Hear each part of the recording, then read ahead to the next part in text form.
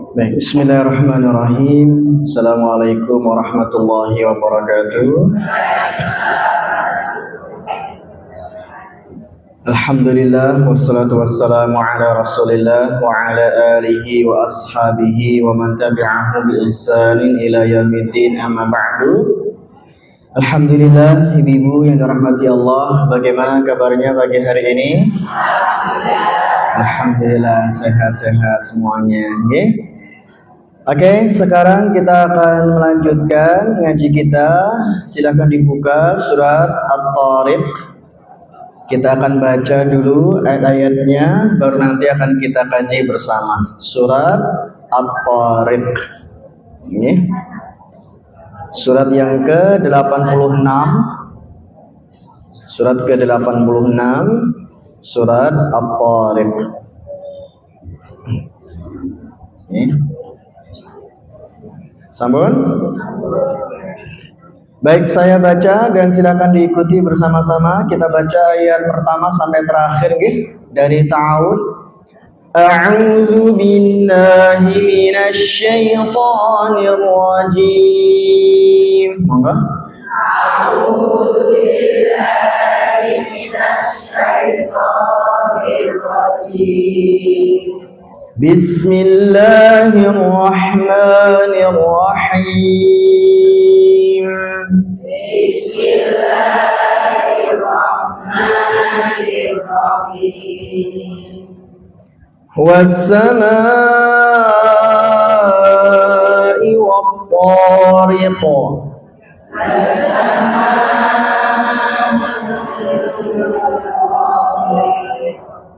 Wa ma adraka mat-tariq.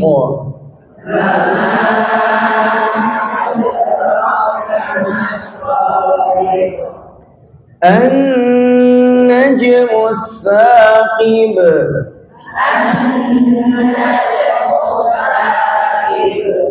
In kullu nafsin lamma 'alayha hafiz.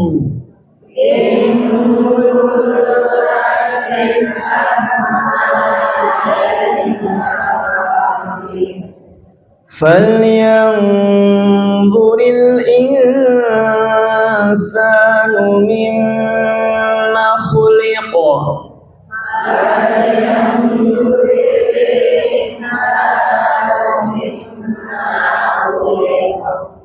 خلق من ماء دافق.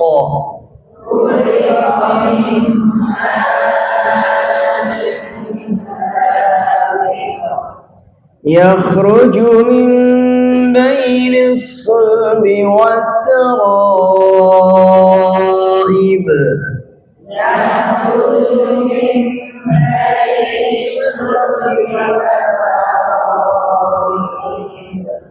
إنه على رجعه لقادر.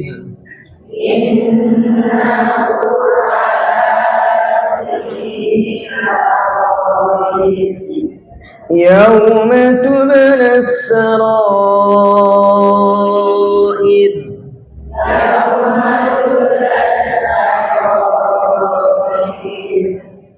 فما له من قوة ولا ناصر.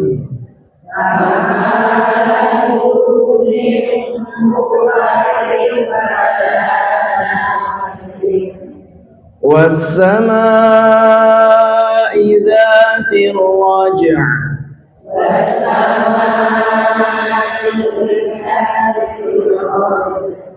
والأرض ذات الصدع.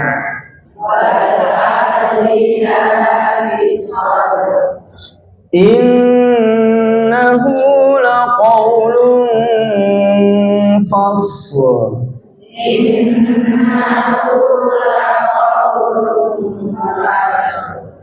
وما هو بالهزل.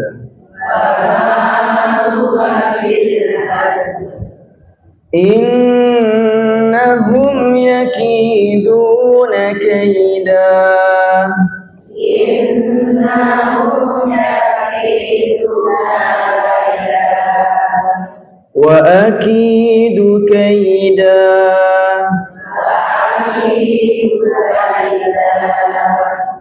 Famahhilil kafirina amhilhum ruwaida.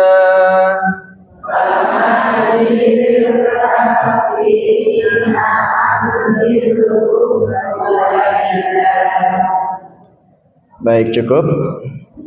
Berikutnya Ibu dirahmati Allah, kita ambil pelajarannya dari surat At-Tariq yang hari ini kita baca. Ya. Terlebih dahulu saya bacakan artinya supaya menjadi pengantar sebelum kita tadabburi ayat-ayat yang sudah kita baca tadi. Saya bacakan artinya terlebih dahulu nih. Dengan nama Allah yang Maha Pengasih, Maha Penyayang, demi langit dan yang datang pada malam hari. Dan tahukah kamu apakah yang datang pada malam hari itu? Yaitu bintang yang bersinar tajam. Setiap orang pasti ada penjaganya. Maka hendaklah manusia memerhatikan dari apa dia diciptakan. Dia diciptakan dari air mani yang terpancar, yang keluar dari antara tulang punggung dan tulang dada. Sungguh Allah benar-benar kuasa untuk mengembalikannya. Pada hari ditampakkan segala rahasia.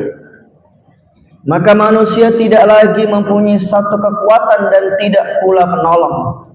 Demi langit yang mengandung hujan dan bumi yang mempunyai tumbuh-tumbuhan. Sungguh Al-Quran itu benar-benar firman pemisah antara yang hak dan yang batil.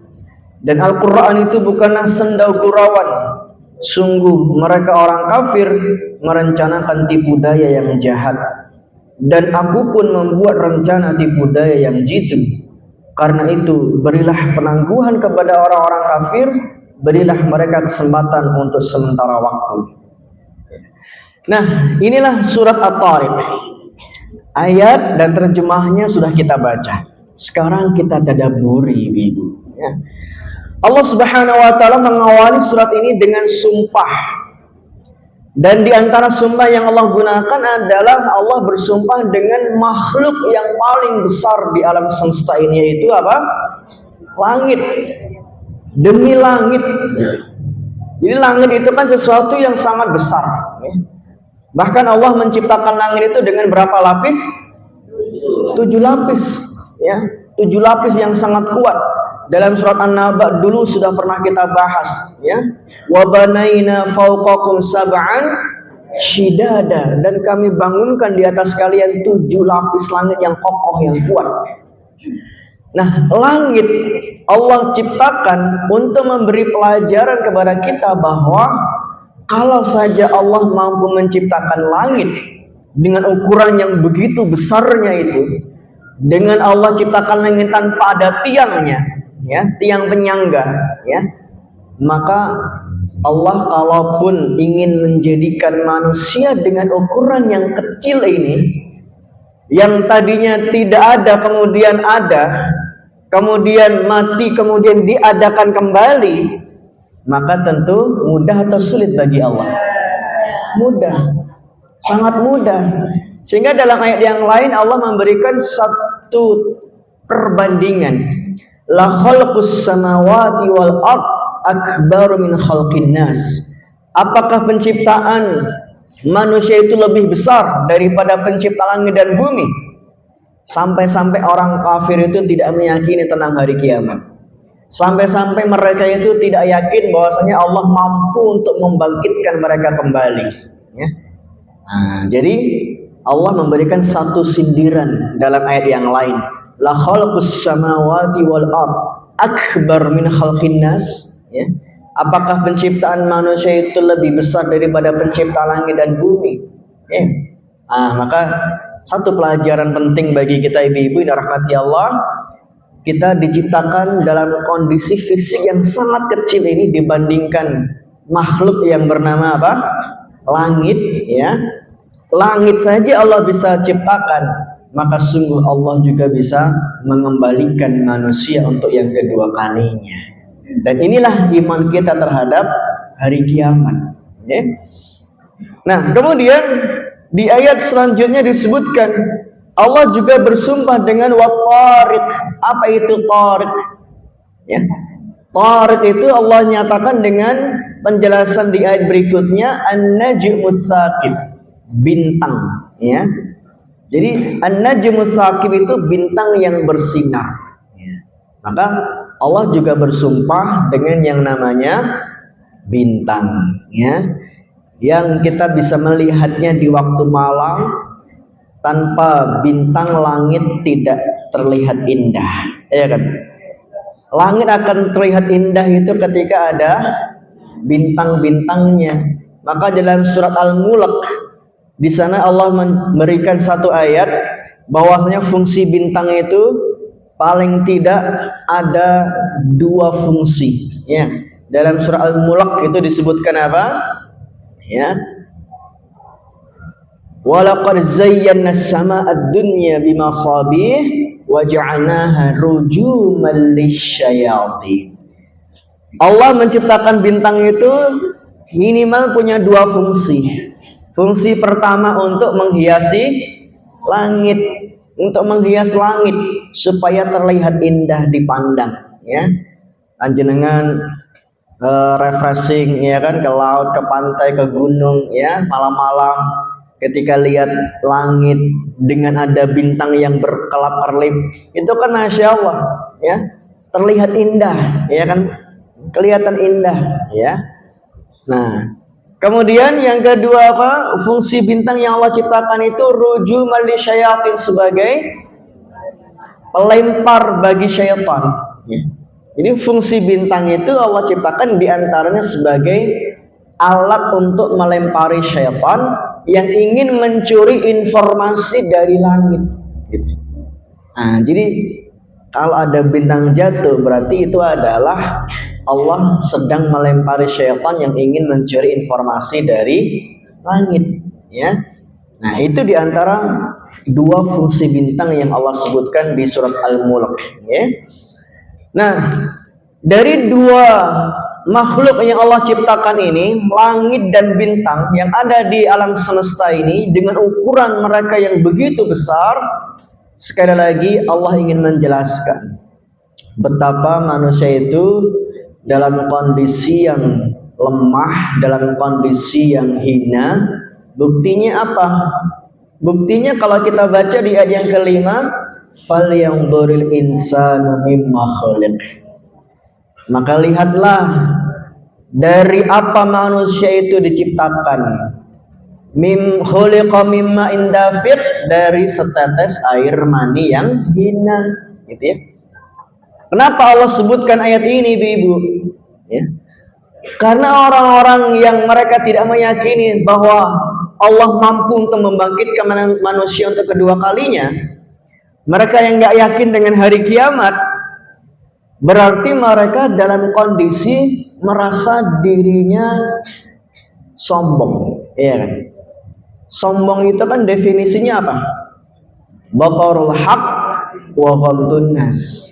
Definisi sombong itu batarul haq wa ghamtun nas, menolak kebenaran dan merendahkan orang lain. Itu definisi arti dari sombong, menolak kebenaran dan merendahkan orang lain, ya. Jadi ketika Quran sudah diturunkan dengan segala kebenarannya, dengan segala informasinya, bahwa di sana nanti ada hari kiamat yang akan terjadi, bahwasanya nanti manusia dibangkitkan kembali, ada orang-orang yang nggak mau menerima kebenaran ini, ya. Berarti kan mereka orang yang sombong, ya, nggak mau menerima kebenaran itu, ya.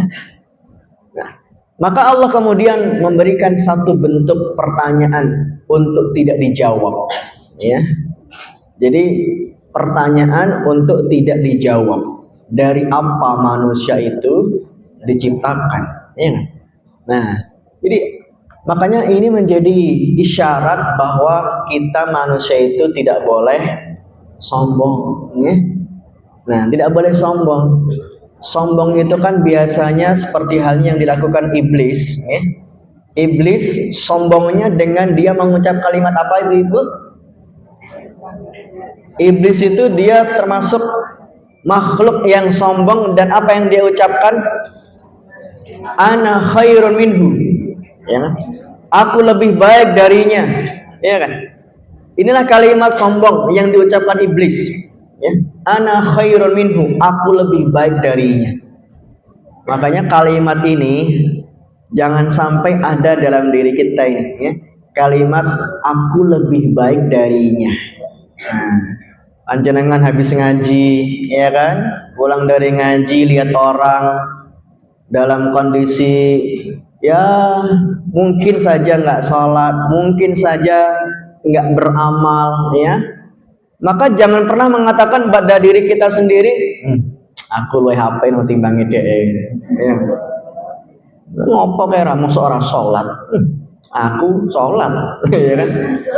Nah, jadi tidak boleh ada kalimat ana khairun minhu. Aku lebih baik darinya. Ya. Maka Imam Al-Ghazali menyebutkan bahwa supaya kita terhindar dari kalimat ana khairun minhu, ya, maka yang harus kita lakukan adalah ketika kita melihat orang yang usianya lebih muda daripada kita, ya kan? Lihat orang usianya lebih muda, ya.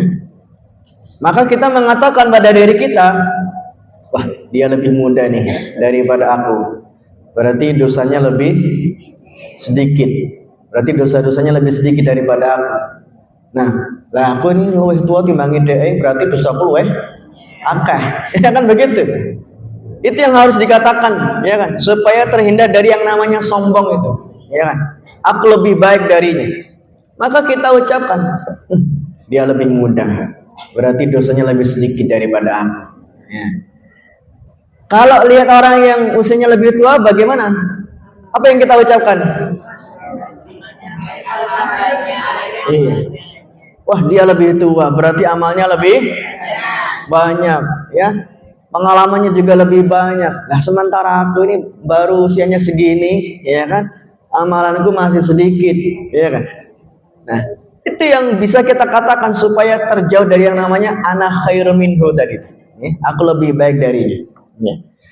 Bahkan ketika kita melihat para pendosa sekalipun, mungkin bahkan lihat orang yang nggak sholat, nggak pernah ngaji, bahkan dia dalam jurang dosa, ya. Apa yang kita katakan dalam diri kita ketika melihat orang-orang yang seperti itu? Kira-kira apa yang kita ucapkan supaya kita tidak mengucap kalimat ana khairun minhu, aku lebih baik darinya? Bahkan ketika melihat seorang pendosa sekalipun, kita bilang apa pada diri kita? Mungkin sekarang dia belum sholat, mungkin sekarang dia belum ngaji, bahkan mungkin dia berbuat dosa. Tapi bisa jadi satu ketika Allah turunkan hidayah dan dia taubat dan dia akhirnya matinya husnul khatimah. Lah kita sendiri nggak tahu bagaimana mati kita nanti. Iya kan? Ya. Nah, jadi ucapkan kalimat yang seperti itu, ya. Jadi kita misalkan nih panjenengan datang sini tadi kan dari rumah ke majelis taklim ini, ya kan? Jangan sampai ada perasaan, aku loh meh teko ning majelis taklim. Aku luwih HP iki ngomong udah ngopo to ning pasar. Urusan dunya. Gitu kan. Mosok karo ngurusi dunya tok, ya kan? Mbok kaya aku ngene iki lho ning masjid. Gitu kan. Nah, jadi jangan sampai kita melihat para pendosa sekalipun atau mungkin orang yang enggak beramal, kemudian kita bilang pada diri kita, aku lebih baik. Ya, tapi kita katakan bisa jadi akhir hayatnya lebih baik daripada kita. Ya, kita nggak tahu akhir hayat kita seperti apa. Ya, nah, bisa jadi kan begitu. Ya, nah, jadi itu diantara cara kita untuk menghindari yang namanya sombong. Ya, nah, adapun di ayat yang tadi kita baca, ibu-ibu rahmati Allah, ayat yang ke-5 sampai ayat yang ke-7. Itu juga memberikan satu terapi bagi kita dari Allah untuk supaya kita tidak sombong adalah dengan kita melihat kondisi diri kita, ya. Kita diciptakan dari apa sih, gitu kan? Dari air yang hina, dari air mani yang hina yang terpancar, ya. Bahkan Imam Hasan Al-Basri mengatakan, bagaimana bisa manusia itu berbuat sombong sementara dia lahir ke alam dunia ini dari dua jalur air kencing, ya. Itu yang dikatakan Imam Hasan Al-Basri, ya. Bagaimana bisa manusia itu bisa bersikap sombong dan dia lahir ke alam dunia ini dari dua jalur air kencing, ya. Nah, jadi itulah yang kemudian menjadi muhasabah untuk kita, ya. Jadi kita ini diciptakan dalam kondisi hina, kemudian kita nanti pulang kepada Allah, kembali kepadanya juga nggak bawa apa-apa, ya kan? Nggak bawa jabatan yang kita miliki, nggak bawa harta yang kita miliki yang dibangga-banggakan, ya kan? Nggak bawa semua yang kita miliki yang ada di dunia ini, ya. Karena seringkali orang berbangga-bangga dan bisa jadi sombong itu karena beberapa hal yang dia miliki di dunia, ya kan? Di antaranya apa? Orang itu bisa sombong itu karena dia punya apa? Yang pasti satu, punya harta, ya kan? Sehingga Allah mengatakan dalam surat At-Takasur, alhaakumut takasur, sungguh sesuatu yang bermegah-megahan itu telah melalaikan, ya. Sesuatu yang bermegah-megahan itu ya dari harta yang dia miliki, ya. Orang punya duit lebih banyak, nah pasti ada potensi sombong, ya kan? Selain harta apa? Anak, ya kan? Jadi anak itu juga menjadi sarana mungkin kita bisa menyombongkan diri, ya. Apalagi anaknya sudah sukses, ya kan? Wah, panjenengan ngobrol dengan yang lainnya, ya kan? Anakku neng kono neng Jakarta jadi polisi, anakku neng Bandung kayak jadi tentara, anakku neng Surabaya kayak jadi apa? Jadi dokter, ya. Nah, anakku neng Solo kayak jadi sing Jogo Singo neng Solo Safari. Nah, jadi seringkali orang tua itu membanggakan anaknya, ya kan? Apalagi yang sudah kelihatannya sukses dunianya, ya kan? Nah, ini seringkali begitu itu, ya. Terus kemudian bilang, yo sopo se, mboke, ya kan? Sopo se, ya kan? Nah, kan biasanya begitu tuh kita itu. Nah, maka ini yang harus kita hindari. Harta anak mendatangkan potensi sombong. Kemudian apa? Jabatan bisa mendatangkan potensi sombong, ya. Apalagi keturunan, ya kan? Kita mungkin alhamdulillah, ya. Alhamdulillahnya kita ini bukan keturunan yang berdarah biru, ya. Darah kita semuanya merah, ya kan? Alhamdulillah darah kita merah, bukan darah biru, ya. Kalau kita berdarah biru, wah, ada potensi sombong. Panjenengan nggak mau, saya yakin nggak mau duduk-duduk bersama kita di sini. Alhamdulillah darahnya merah. Oke. Merah atau biru, Bu? Merah, ya. Ya. Nah, alhamdulillah darahnya merah, ya. Sehingga kita bisa memposisikan diri kita ini sama dengan yang lain. Seringkali yang berdarah biru nggak mau berduduk-duduk majelis dengan kita di sini, ya kan? Harus ada majelis khusus, ya kan? Jadi ini nggak level lah, masa aku ya lungguh karo ngomong kayak yang ini, gitu kan? Orang levelku, ya. Gitu. Nah, jadi inilah ibu-ibu rahmati Allah, ada potensi-potensi sombong, ya, dari hal-hal itu. Dan bahkan potensi sombong itu bisa juga dari ilmu dan amal, ya kan? Sombong itu bisa dari potensi ilmu dan amal yang kita miliki. Iblis, dia punya amal yang lebih banyak daripada Adam. Karena penciptaan iblis lebih dulu daripada Adam. Ya kan? Maka ketika Allah berikan perintah untuk bersujud kepada Adam, dia bilang ana khairun minhu. Aku lebih baik darinya. Nah, inilah yang kemudian menjadi satu hal yang perlu kita waspadai, sifat sombong ini ya. Maka supaya kita tidak muncul sifat sombong ini tadi, ayat yang ke-5 sampai 7 memberikan nasihat kepada kita untuk kita melihat siapa sih diri kita, kok bisa-bisanya sombong ya. Nah, yang tadinya dicipta dalam kondisi hina, kemudian dia lahir nggak punya apa-apa ya, dia lahir dalam kondisi dibantu oleh yang lain ya. Emang ada orang lahir terus kemudian nganggo klambi dhewe, atus dhewe, maam dhewe gitu kan. Terus kemudian nanti mati ngedusi awake dhewe ya.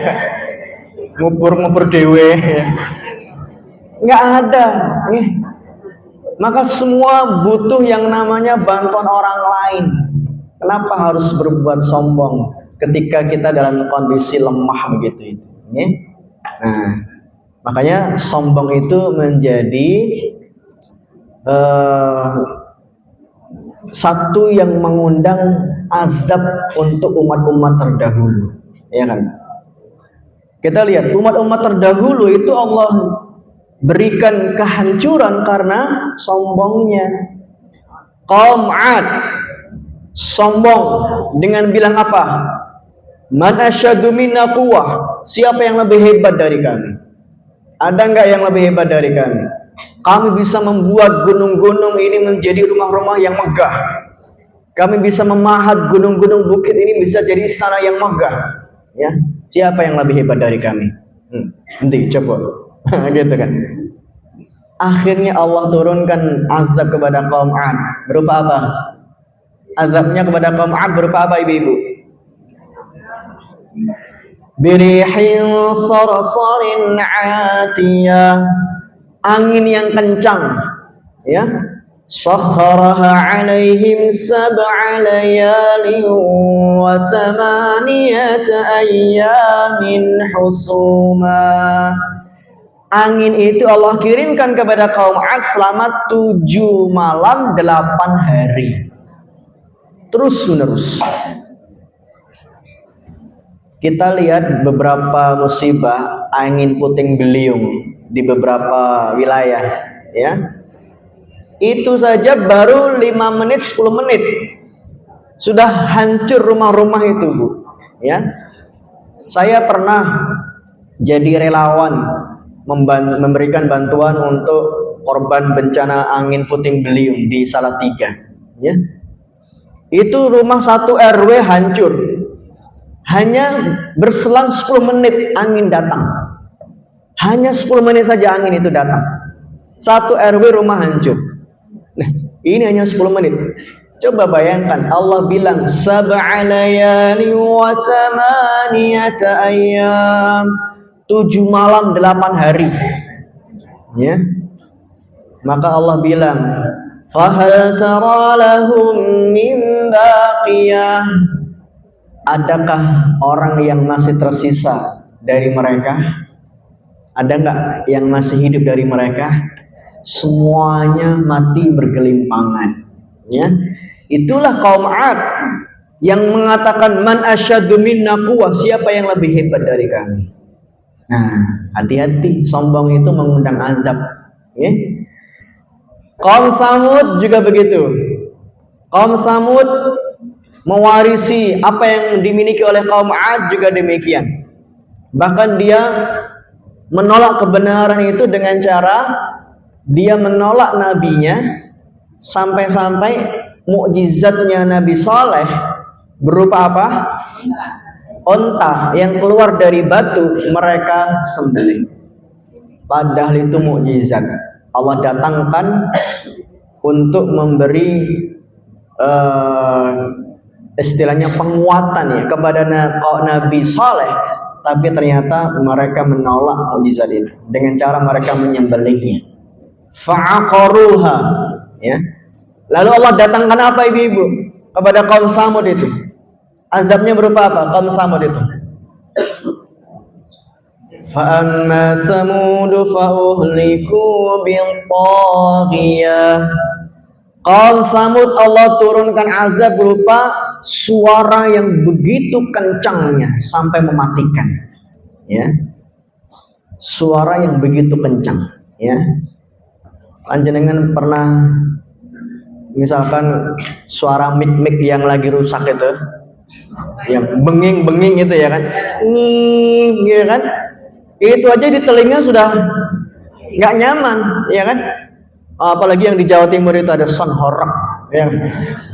Di Jawa Timur itu ada sound horror itu, yang sampai memecahkan kaca, jendela, genteng, ya kan, memecahkan gendang telinga, ya. Nah, ini suara yang begitu hebatnya Allah kirimkan kepada kaum Samud. Dan disitulah juga dalam kondisi mereka mati bergelimpangan. Ini karena sombong, ya Bu, karena sombong. Kita lihat sejarah yang lalu. Ada siapa lagi? Fir'aun, ya kan? Fir'aun dengan kekuasaannya, dia sampai mengatakan apa dengan sombongnya? Ana rabbukumul a'la, akulah Tuhan kalian yang paling tinggi, ya. Akulah Tuhan kalian yang paling tinggi, ya. Jadi dia ngaku dirinya sebagai Tuhan dengan sombongnya itu, ya. Padahal syarat sebagai Tuhan, ya. Kalau kita lihat surat Al-Ikhlas, ya kan Bu? Kita lihat surat Al-Ikhlas itu ada 4 syarat sesuatu itu menjadi Tuhan yang berhak disembah, ya. Ada 4 syarat sesuatu itu menjadi yang berhak untuk disembah, ya. 1, Tuhan itu harus satu, ya kan. Tuhan itu harus esa, nggak bisa Tuhan 2, ya kan. Kalau Tuhan 2, satunya pengen ke kanan, satunya pengen ke kiri. Biar nyiptake manusia iki, ayo nyiptake manusia. Anu wae, menungso ironge loro. Ora menungso yo kudune orangnya siji wae. Beda pendapat. Kalau Tuhan ada 2, wah, rada dadi niku menungsane. Bertengkar, ya kan? Kita saja suami istri di rumah, sama-sama di rumahnya aja kadang beda pendapat. Iya kan Bu? Suami istri padahal setiap hari di rumah, ya kan, bareng bersama, tapi beda pendapat, ya. Maka Tuhan itu harus 1, nggak boleh 2, apalagi 3, ya kan. Dan makanya dalam surat apa itu Al-An'am, ya, Al-Maidah, ya, Allah mengatakan laqad kafaral ladzina qalu innallaha salisu salasa. Sungguh telah kafir orang yang mengatakan bahwasanya Tuhan itu 3. Ya, sungguh telah kufur orang yang mengatakan Tuhan itu 3. Dan itulah menjadi konsep trinitas yang diyakini oleh orang-orang Nasara, ya. Jadi Tuhan itu harus 1, ya. Tuhan itu yang kedua, Allah As-Samad, tidak bergantung kepada yang lain, ya. Tuhan itu nggak butuh yang lain, ya. Nah, sementara manusia butuh yang lain, ya kan Bu? Panjenengan sebagai kaum perempuan butuh yang namanya kaum laki-laki, ya kan? Ya. Panjenengan misalkan di rumah lampu mati, wah piye iki? Mosok ya menek-menek, ya kan? Nah, ini pekerjaannya laki-laki nih, ya kan? Wah, nang omah, wah, kecoake, wah gila aku gila nek kecoake, gitu. Nah, ini pekerjaannya laki-laki nih, ya kan? Untuk ngusir yang menjijikkan seperti ini, ya kan? Yang laki-laki juga begitu, butuh kaum perempuan, ya kan? mau makan, piye ge aku ora iso masak ya kan? Butuh perempuan yang memasakkan, ya kan? Nah, meskipun kebanyakan chef-chef itu ya laki-laki ya. Kebanyakan chef-chef itu ya laki-laki ya.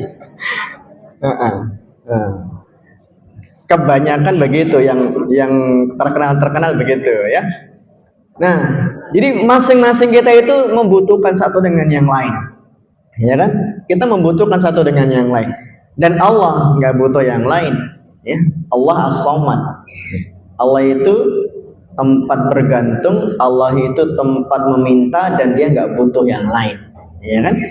Nah, syarat menjadi Tuhan itu yang ketiga adalah Tuhan itu lam yalid walam yulad.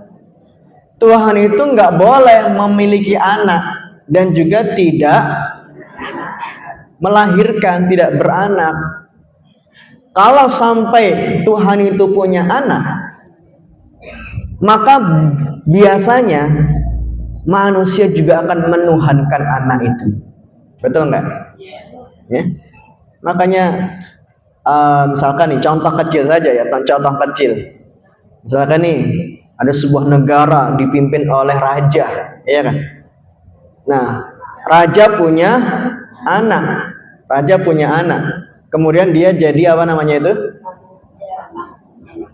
Putra mahkota, ya kan?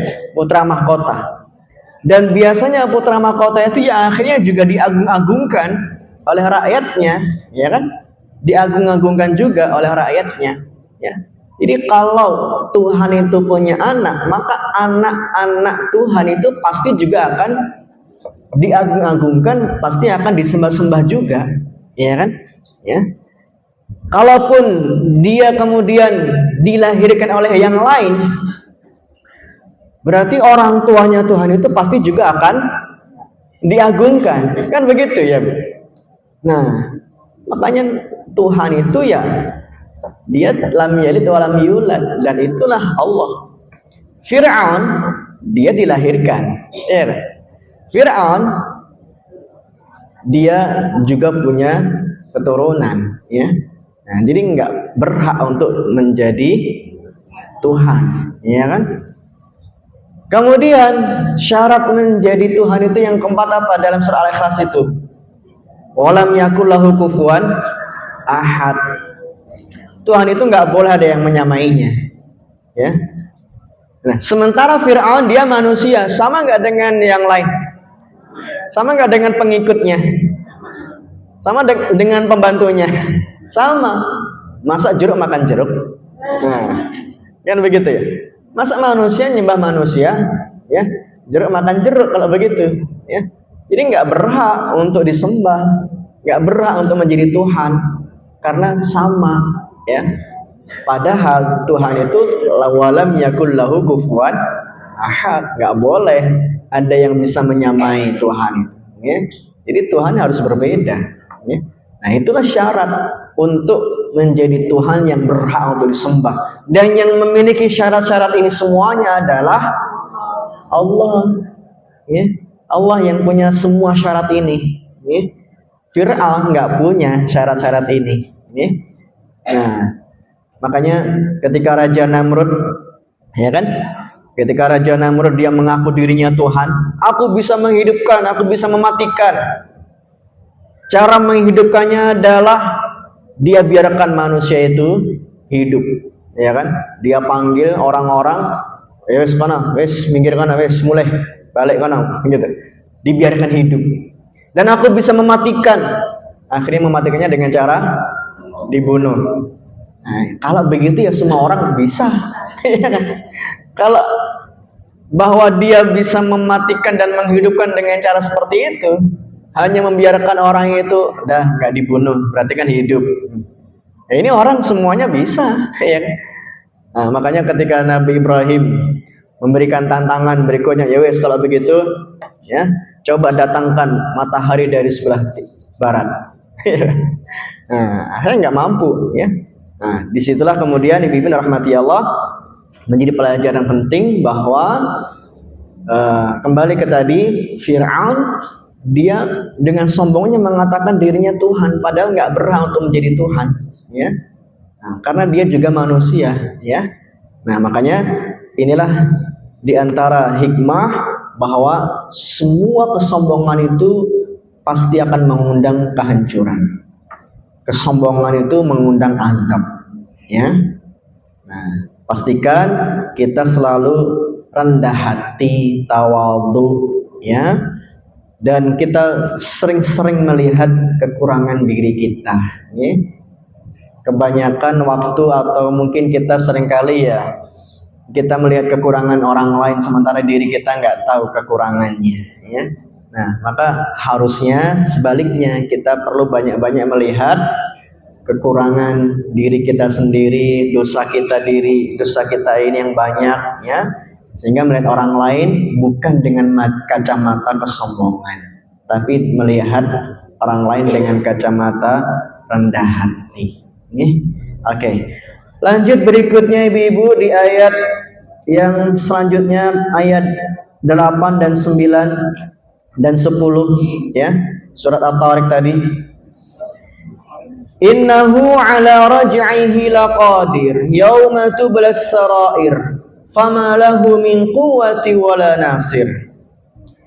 Nah, sungguh Allah itu mampu untuk mengembalikan manusia untuk yang kedua kalinya, ya. Dan di hari kiamat itulah nanti akan ditampakkan semua hal-hal yang sifatnya rahasia-rahasia. Yauma tublas sarair, ya. Jadi hari di mana semua yang sifatnya rahasia yang kita sembunyikan itu juga akan ditampakkan, ya. Maka niat kita, apa yang ada dalam dada kita berupa keinginan-keinginan untuk berbuat sesuatu, ya. Mungkin saat kita juga berbuat dosa dalam kondisi sendiri, ya, yang sementara ketika orang lain tidak melihatnya, itu semuanya akan ditampakkan oleh Allah. Makanya apa ibu-ibu, di surat Al-Mulk ayat yang ke-12 dan 13, di sana ada ayat yang berbunyi apa?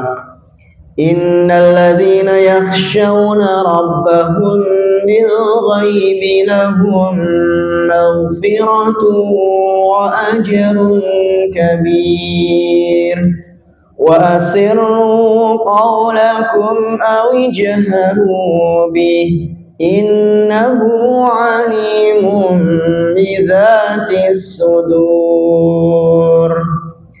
Sungguh orang-orang yang takut kepada Tuhan mereka bil ghaib, dengan cara yang ghaib.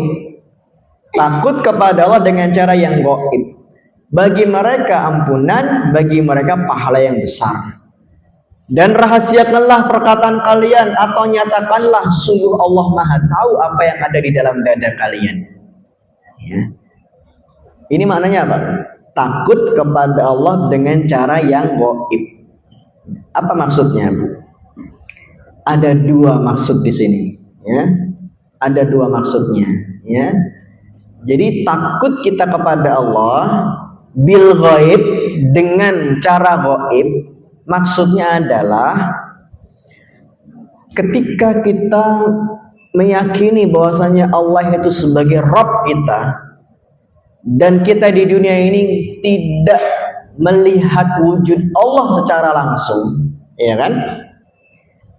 Tapi meskipun kita tidak melihat Allah, tapi tetap kita merasa bahwasanya Allah itu melihat kita, Allah itu mengawasi kita, ya, sehingga kita berhati-hati dalam berbuat, ya.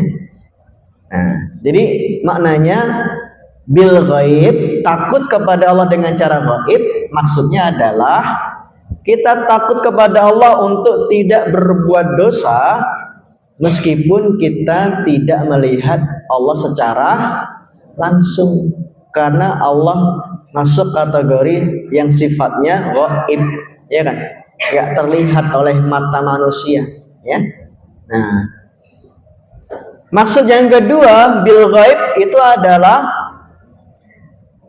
takut kepada Allah dengan cara dia menghindarkan diri dari dosa meskipun tidak ada orang lain yang melihat. Dalam kondisi dia sendiri, dia masih tetap menjaga Allah, masih tetap ingat Allah, ya.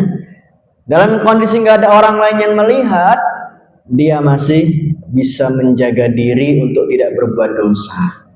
Itu makna yakhshawna rabbahum bil ghaib, gitu. Ini meskipun nggak ada orang, tapi dia bisa menjaga diri, ya. Dan itu kita belajar dari Nabi Yusuf, ya kan? Kita belajar dari Nabi Yusuf itu, ya. Nabi Yusuf disebutkan dalam surat Yusuf, wa ghallaqatil abwaba wa qalat hayta lak, ya. Pintu-pintu sudah tertutup rapat, jendela sudah tertutup, ya. Hanya ada dua manusia, laki-laki dan perempuan di ruangan itu, gak ada orang lain yang melihatnya. Dan disitulah yang perempuan mengatakan kepada Nabi Yusuf, hai talak, kemarilah wahai Yusuf, ya. Dengan rayuan mautnya, kemarilah wahai Yusuf, ya. Kene tak pijeti, ya kan? Nah, jadi dengan rayuan seperti itu, Masya Allah, Nabi Yusuf ternyata masih normal sebagai manusia. Buktinya apa, Bu? Walaqad hammat bihi wa hamma biha. Ayat selanjutnya itu disebutkan, bukti Nabi Yusuf itu normal ketika melihat wanita yang cantik jelita, ya. Jelita bukan yang jelang 50 tahun, ya. Cantik jelita, cantik rupawan. Kalau jenengan cantik jelita, cantik tapi usia sudah jelang 50 tahun. Masih cantik, ya kan? Cantik jelita, ya. Jelang 50 tahun. Kalau jelang 60 berarti jenang. Iya. Nah, jadi Nabi Yusuf normal, dia menginginkan perempuan itu, yang perempuan pun juga menginginkan Nabi Yusuf, normal. Tapi disitulah bentuk rasa takutnya Nabi Yusuf kepada Allah dan menghadirkan Allah dalam dirinya, sehingga dia seakan-akan kemudian melihat bayangan ayahnya di ruangan tersebut, sehingga dia tidak jadi berbuat zina dengan perempuan ini, ya. Padahal sudah di depan mata, ya, kesempatan sudah ada, ya, nggak ada orang lain yang lihat, ya. Pintu tertutup rapat, ya. Kalaupun dua orang ini, laki-laki perempuan Yusuf dan Imratul Aziz ini ingin berbuat sesuatu yang mereka inginkan, bisa saja dengan leluasa. Tapi Nabi Yusuf tidak. Dia masih bisa menjaga dirinya dalam kondisi tidak ada orang lain yang melihat, ya. Nah, ini berat. Dan itulah yang kemudian disebut dengan orang-orang yang mukhlasin. Orang-orang yang apa? Mukhlasin. Mukhlasin itu orang yang di dalam surat Al-Hijr, dan itulah ucapan iblis. Iblis kan bilang, ya Allah, aku akan sesatkan manusia semuanya kecuali hambamu yang mukhlasin. Iya kan? Itu kan ucapan iblis, Bu. Jadi iblis bilang, mengancam, ya. Ya Allah, aku akan sesatkan semua hamba-hambamu kecuali mereka yang mukhlasin. Nah, jadi orang yang mukhlasin itu nggak bisa ditipu daya oleh iblis dan syaitan. Dan Nabi Yusuf termasuk hamba-hamba Allah yang mukhlasin. Innahu min ibadinal mukhlasin. Nabi Yusuf termasuk hambaku, hamba kami yang mukhlasin. Sehingga tipu daya yang sedemikian rupa itu nggak bisa, ya. Ini kalau manusia biasa bukan mukhlasin, dalam kondisi seperti Nabi Yusuf, Gimana kira-kira? Ya, pasti sudah terjadi, ya kan? Pasti sudah terjadi itu, ya kan? Saya juga nggak tahu. Kalaupun saya yang ada di dalam kondisi Nabi Yusuf, saya juga nggak tahu apakah saya bisa menjaga diri atau tidak, ya kan? Nah, jadi Nabi Yusuf itu orang yang mukhlasin. Mukhlasin itu apa? Mukhlasin itu apa? Mukhlasin itu kan dari kata ikhlas ya.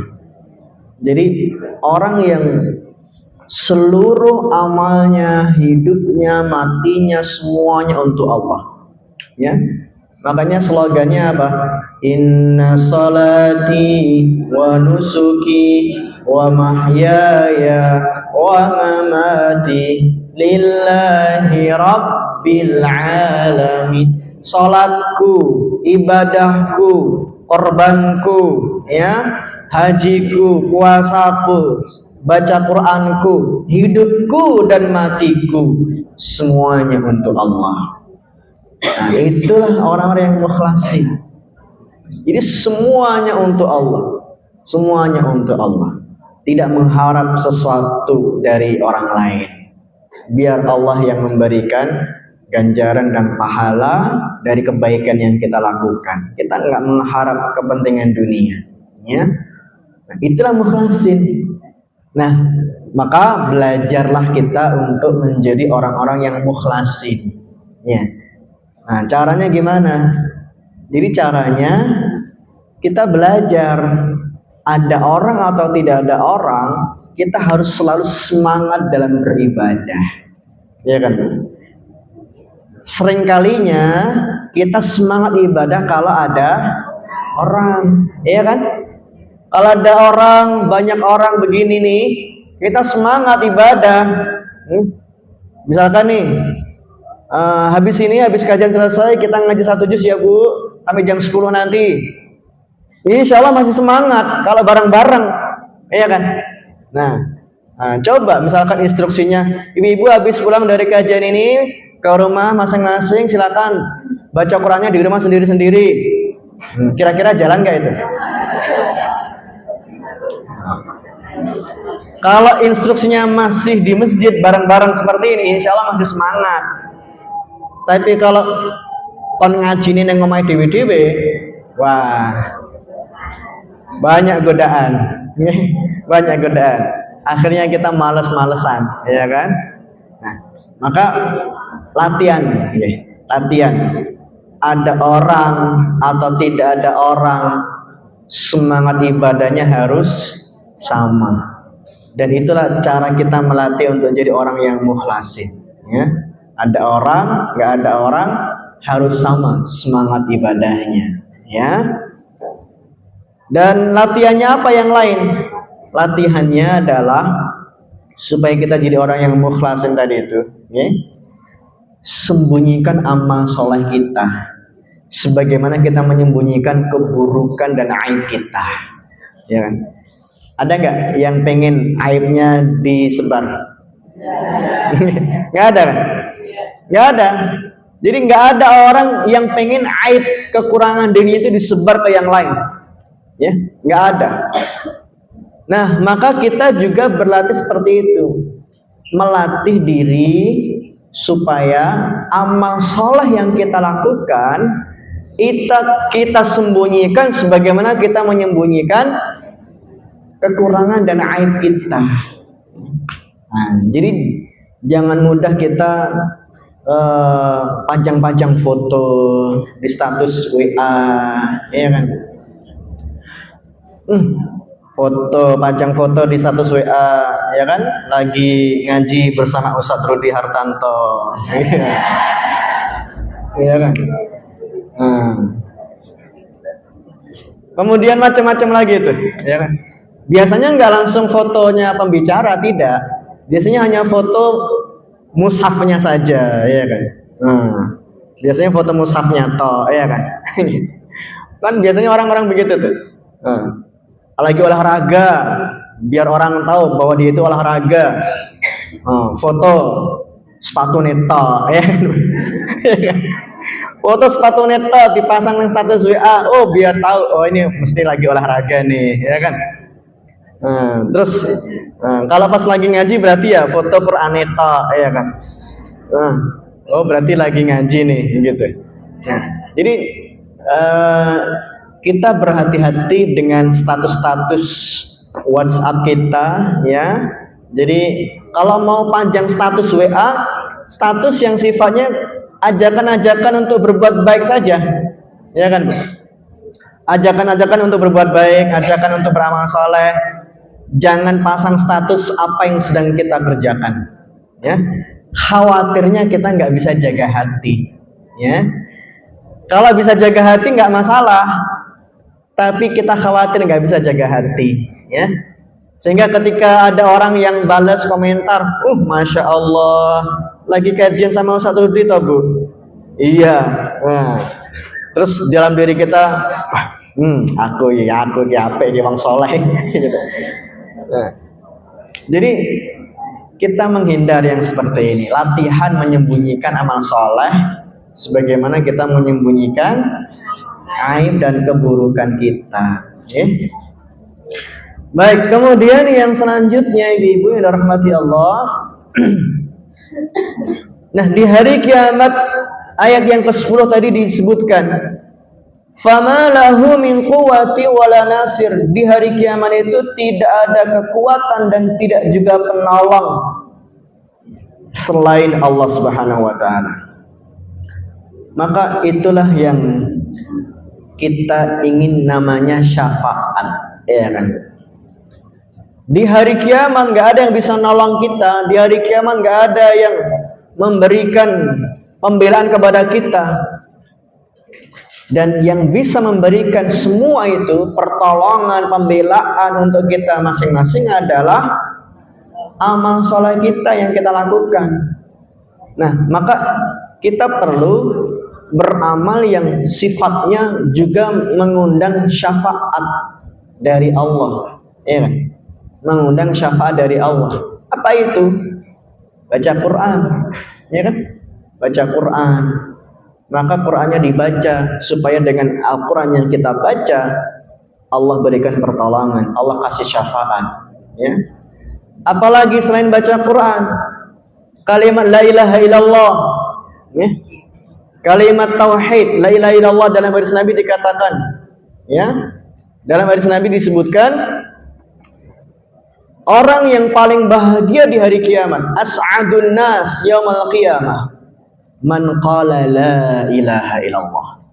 Orang yang paling bahagia di hari kiamat dan dia akan mendapatkan syafaat dari Allah adalah orang yang ada di dalam dirinya kalimat la ilaha illallah. Okay. Nah, makanya kalimat la ilaha illallah kita perlu perbanyak untuk membaca, lebih-lebih di 10 hari yang pertama bulan Dzulhijjah ini. Karena ada hadisnya, ya. Jadi Nabi mengatakan, di antara amal yang perlu kita perbanyak di 10 hari yang pertama Dzulhijjah ini adalah fa'aksiru fihinna minat tahlil wa takbir wa tahmid.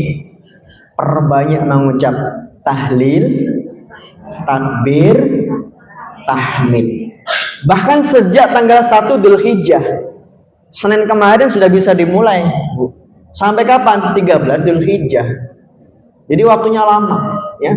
Panjenengan pulang dari sini di jalan baca itu, Allahu Akbar, Allahu Akbar, la ilaha illallah, wallahu akbar, Allahu Akbar, walillahil hamd. Boleh. Sejak hari Senin kemarin sudah boleh. Jadi bukan pas malam Idul Adha saja, ya kan? Nah, jadi sejak tanggal 1 Dzulhijjah sudah boleh kita mengucapkan kalimat takbir, tahlil, dan tahmid ini, ya. Perbanyak membaca kalimat itu, kata Nabi, di 10 hari yang pertama bulan Dzulhijjah ini. Dan dengan begitu, kita akan dapat kebaikan, keberkahan, dan di hari kiamat, insya Allah dengan kalimat la ilaha illallah itu dapat syafaat. Nah, baik, sampai di sini dulu untuk yang bisa kita kaji di pagi hari ini. Sudah jam 9, ya. Waktunya sudah habis. Insya Allah kita lanjutkan di pertemuan-pertemuan selanjutnya. Kita cukupkan ya Ibu. Dari saya sekian, mohon maaf banyak kekurangan. Aku qouli hadza astaghfirullah li wa lakum. Assalamualaikum warahmatullahi wabarakatuh.